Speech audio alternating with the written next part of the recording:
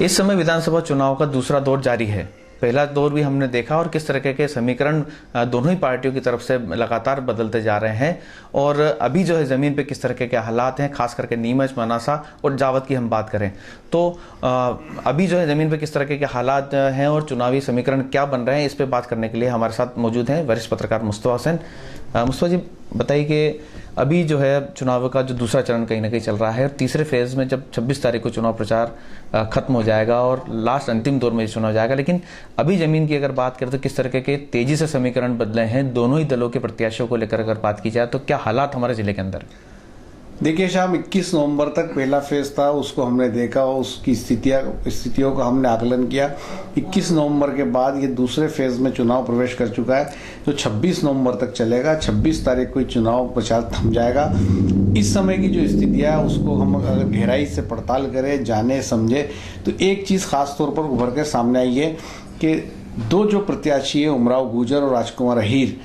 इनका जो प्रदर्शन है ज़मीन पे बड़े ऑफेंसिव तरीके से चल रहा है और वो जो है मैदान के अंदर उनके कार्यकर्ता ताकत से जूझ रहे हैं और इस प्रयास में है कि उनके उम्मीदवारों को जिता के निकाल के ले जाए। दूसरी खास बात इस सेकंड फेज के अंदर सामने आई है कि जब चुनाव शुरू हुए थे तब के हालातों में और अब के हालातों में थोड़ा फ़र्क पड़ा है। जैसे मनासा की अगर हम बात करें तो जब चुनाव अनाउंस हुआ था और जब भारतीय जनता पार्टी ने माधव मारू को टिकट दिया था तब ऐसी स्थितियां बनी थी कि माधव मारू चुनाव जीते हुए हैं, लेकिन अभी की जो परिस्थिति है उसमें काफ़ी बदलाव आ गया है। उसके अंदर सबसे खास कारण ये देखने में आ रहा है कि जो माधव मारू और उनके जो लोग थे उनको इस बात का ये कन्फर्म हो चुका था कि वो चुनाव जीत गए हैं और उनका जो व्यवहार, उनका जो लोगों के प्रति जो आचरण था, कहीं ना कहीं उसने ज़मीन पे माधव मारू को माइनस करने में बड़ी भूमिका निभाई है। दूसरी खास बात यह है कि जो भारतीय जनता पार्टी से जुड़े बड़े पैमाने पे लोग हैं तो माधव मारू के सहयोगियों के इस आचरण के चलते अगर वो जुड़ना भी चाह रहे थे तो उस चुनाव से सीधे नहीं जुड़ पा रहे हैं। इसलिए ज़मीन पर सारी मेहनत माधव मारू की ही लगेगी। जो भी स्थितियाँ बनेगी उसको अकेले माधव मारू को फेस करना है और लड़ना है। इसके ठीक उलट जो उमराव गुर्जर है, जब वो नीमच से मनासा गए थे तब ऐसी स्थितियां बन रही थी कि उमराव के जाने से वॉकओवर मिल गया है, लेकिन इस समय ज़मीन पे उमराव माधव से थोड़े प्लस दिखाई दे रहे हैं क्योंकि एक बड़ी फौज कार्यकर्ताओं की, उमराव गुर्जर के सहयोगियों की, दोस्तों की, वो मनासा विधानसभा के चप्पे चप्पे पर लगी हुई है और धुआंधार प्रचार कर रही है। और उमराव गुर्जर का जो एक किसानी अंदाज है और वो पूरा जो अपना भाषण है वो किसानों पे जिस तरह फोकस कर रहे हैं, किसानों की जैसी बात कर रहे हैं, और फिर उनकी शोहरत भी एक रही है कि वो बरसों से किसानों के बीच काम करते रहे हैं। तो वो शोहरत जब मनासा जा रही है और उससे ये इस्टेब्लिश होता जा रहा है कि वो एक किसान नेता है, तो कुल मिला के मनासा के रण के अंदर जो हालात है वो बड़े पेचीदा होते जा रहे हैं और कांग्रेस और भाजपा के अंदर कांटाजोड़ एक सीन बनता दिखाई दे रहा है।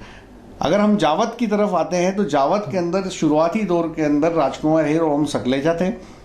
लेकिन स्थितियां कुछ बदली है और जो निर्दलीय प्रत्याशी समंदर पटेल, उनका प्रचार काफ़ी ज़मीन पर आक्रामक होता जा रहा है। इस प्रचार के अंदर जो हमने सबसे खास बात देखी है वो ये देखी है कि जो धड़ा भारतीय जनता पार्टी के प्रत्याशी ओम सकलेजा से नाराज था वो सीधे सीधे समंदर पटेल से जुड़ता जा रहा है और उसका अंदाज़ा भारतीय जनता पार्टी प्रत्याशी ओम सकलेजा को भी था। इसीलिए चीफ मिनिस्टर जब रतनगढ़ आए तो उनसे मंच से कहलवाना पड़ा कि निर्दलीय प्रत्याशी को वोट देके वोट बेकार ना करें। तो अभी ज़मीन पे जो हालात बनते नज़र आ रहे हैं उसके अंदर कहीं ना कहीं समंदर पटेल ताकतवर होते जा रहे हैं, लेकिन राजकुमार अहीर की जो फील्डिंग है, उसका जो इलाके में जो उसका कार्यकर्ताओं का जो हुजूम है वो अपनी जगह काम कर रहा है, लेकिन जावद के अंदर कुछ भी चौंकाने वाला परिणाम हो सकता है। ऐसी स्थितियां ज़मीन पे दिखने लगी है। फिर अभी दिन भी है प्रत्याशियों के लिए कमाल करने के लिए, तो कह नहीं सकते कि क्या हालात बनते हैं। जी, नीमच जो है एक प्रमुख सीट है और जिला मुख्यालय भी है और नीमच के लिए तो ये माना जा रहा था कि दिलीप सिंह परिहार जब आए और उनके सामने सत्यनारायण पाटीदार आए थे तो ऐसा माना जा रहा था कि दिलीप जी एक तरह से जीत गए। परिस्थितियां दिन ब दिन बदलती गई, समीकरण कई बदले। पहले फेज के अंदर देखा हमने तो सत्यनारायण पाटीदार ने बहुत एकदम से ग्रोथ करी, लेकिन दूसरे चरण में जो है क्या खास बात निकल के आ रही है और आपको लगता है अब क्या हालात हैं? शाम नीमच के अंदर चुनाव बड़ा रोचक हो रहा है। बापू ने जब मैदान में ताल ठोकी थी और मैदान में आए थे, उस समय एक चारों तरफ से एक स्थिति ऐसी लग रही थी कि विरोध काफ़ी है, बापू का तकलीफ आएगी, परेशानी आएगी। इसी दौरान सत्यनारायण पाटीदार का आना हुआ और सत्यनारायण पाटीदार के आने के बाद एक चीज़ इलाके में गई कि पाटीदार है, किसान है और पाटीदार वोट जो है वो एकजुट होंगे और भारतीय जनता पार्टी के खिलाफ वोट करेंगे। तो ये स्थितियाँ जब निर्मित हुई तो मैदान में दिलीप बापू थोड़े कमज़ोर दिखाई दे रहे थे। लेकिन सेकंड फेज के अंदर 2-3 बातें खास तौर पर उभर के आई है। सबसे इम्पॉर्टेंट बात ये निकल के आई है कि जो पाटीदार वोटों के एक ही खबर जैसे जैसे गाँव में फैलती जा रही है, तो उसके इतर जो दूसरे समाज हैं वो भी यूनाइट होते जा रहे हैं बीजेपी के पक्ष में। एक बड़ा डेवलपमेंट है ये। ज़मीन पे हम लोग देख रहे हैं, जीरन के आसपास देख रहे हैं, भड़बड़िया के आसपास देख रहे हैं, वहाँ पे जो दूसरे लोग हैं जो पाटीदार समाज से नाराज़ हुआ करते हैं, वो सब लोग बापू के पीछे लामबंद होते जा रहे हैं। दूसरी खास बात यह है कि ये जो ज़मीन की जो स्थितियाँ रही है उसको देखते हुए भारतीय जनता पार्टी का पूरा संगठन, आरएसएस और जो ऑब्जर्वर है बाहर के, उन्होंने पूरे इलाके में मोर्चा संभाल लिया है। और अब भारतीय जनता पार्टी के जो बूथ मैनेजमेंट है वो इतना ताकतवर है कि उनको उनका वोट गिराना है। अब एक चीज़ इसमें महत्वपूर्ण है कि ज़मीन पे हो सकता है कि नाराज़गियाँ हो और कांग्रेस का प्लस हो जाए, लेकिन कांग्रेस के साथ समस्या ये है कि उसके पास बूथ मैनेजमेंट नहीं है। और भारतीय जनता पार्टी एक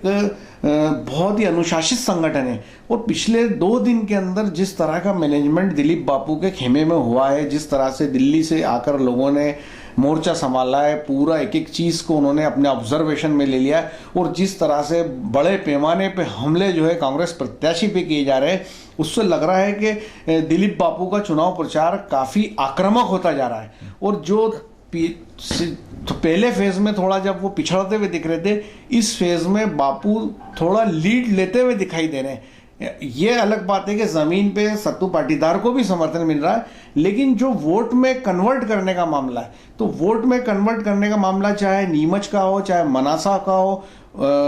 उमराव गुजर का हो, सत्तू पाटीदार का हो, राजकुमार हिर का हो, ये सब जगह पे ये चीज़ महत्व रखेगी कि कांग्रेस के पास बूथ मैनेजमेंट है कि नहीं है, वो अपने वोटर को निकाल करके बूथ तक ले जा पाते कि नहीं ले जा पाते, या फिर ये जो हो हल्ला हो रहा है, जो सपोर्ट हो रहा है, वही खाली दिखता रहेगा मीडिया के अंदर। जबकि भारतीय जनता पार्टी इस समय बूथ मैनेजमेंट में लग चुकी है, उनके पेज प्रमुख एक्टिव हो चुके हैं, वो एक एक चीज़ को ऑब्जर्वेशन में ले चुके हैं कि कहाँ क्या स्थितियाँ, कौन खिलाफ में, कौन फेवर में। तो कुल मिला के इस, और एक और ख़ास बात अभी आई है कि ये फेज़ जो सेकंड वाले फेज़ के अंदर आरोप प्रत्यारोप की बड़े पैमाने पर राजनीति शुरू हो गई है।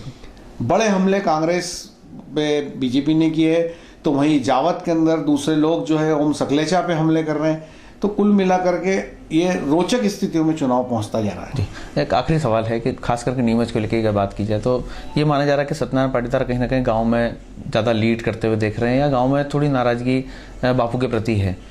अब नज़र क्या जो है शहर पे टिकी है, और क्या पूरा चुनाव का जो है सारा अगर फोकस जो है क्या शहर हो गया है, क्या शहर से ही अब हार और जीत मानी जा रही है? शाम देखो, कहीं ना कहीं जो ग्रामीण अंचल है वहाँ पे थोड़ी बहुत नाराज़गी जो है वो बापू को लेके लोगों में दिखती है। वो शहर में बीजेपी खुद को प्लस मानती है, इसलिए उसका जो उसके जो मैनेजर है और जो उसका मैनेजमेंट करने वाले लोग हैं, उनको साफ तौर पे समझ में आ रहा है कि अगर 19-20 बात अगर ग्रामीण अंचल से होती है तो शहर से उसको प्लस कर दिया जाए, उस गड्ढे को भर दिया जाए। तो इसलिए भारतीय जनता पार्टी का पूरा मैनेजमेंट भी शहर में लगा हुआ है कि कैसे वोट बढ़ाया जाए। कल दिलीप बापू का नीमच सिटी में महाजनसंपर्क अभियान हुआ जिसमें भाजपा ने पूरी ताकत झोंकी, और दिलीप सिंह परिहार ने भी बड़ा अपील करने वाले बयान दिए कि मैं इन गलियों में खेला हूँ, यहीं पला बड़ा हूँ, आपके बीच का व्यक्ति हूँ। तो जब बापू इस तरह की बात बोलते हैं तो लोग बड़ी अपील करती। वहीं दूसरी तरफ जो कांग्रेस का खेमा है उसको भी ये बात समझ में आ रही है कि शहर में जो है बीजेपी के हमलों को झेलना मुश्किल हो रहा है। शहर के अंदर जो है पकड़ बनानी पड़ेगी और शहर के अंदर उनको आगे निकलना पड़ेगा, जो भी उनके अपने वोटर्स है, चाहे वो दलित वोटर हो, चाहे अल्पसंख्यक वोटर हो, क्योंकि दिलीप सिंह परिहार का अल्पसंख्यक वोटरों में भी बड़ा रसूख माना जाता है। तो अब ये है कि अब मैनेजमेंट की कहानी है सारी, कि कौन सा दल कितना मैनेजमेंट कर पाता है और जमीन के ऊपर कितनी पकड़ कर पाता है और उसके बाद अपने वोटर्स को मतदान तक कैसे ले जा पाता है। ये थे हमारे साथ वरिष्ठ पत्रकार मुस्तफा हुसैन, जिन्होंने जो है विधानसभा चुनाव के दूसरे दौर को के वर्तमान जो है हालातों पे अपनी पूरी विश्लेषण किया और बताया। उनका साफ तौर पे मुस्तफा जी का कहना है कि अभी जो है तीनों जगह बड़ी रोचक स्थितियां बन गई है और कुछ भी क्लियर नहीं कहा जा सकता कि क्या होगा। हालांकि अभी दिन बाकी हैं और अंतिम जब 26 के बाद चुनाव प्रचार खत्म हो जाएगा उसके बाद और परिस्थितियां बदलेगी और जब वोट गिरने वाली जो दिन होगा तो उस दिन भी जो अपने वोटरों को घर से निकाल करके वोट बूथ तक जो ले जा पाएगा और वोट गिरवा पाएगा वो कहीं ना कहीं बाजी मार जाएगा। इस तरह का कहना मुस्तफा जी का था। अब देखने वाली बात तो 28 तारीख के वोट के बाद में जब 11 तारीख आएगी, जब गिनती होगी, तभी साफ होगी क्लियर कि कौन बाजी मारता है। लेकिन जमीनी हालात तो यही बनते हैं। मेरे सहयोगी कैमरामैन दीपक खताबे के साथ वॉइस ऑफ एमपी के लिए श्याम गुर्जर।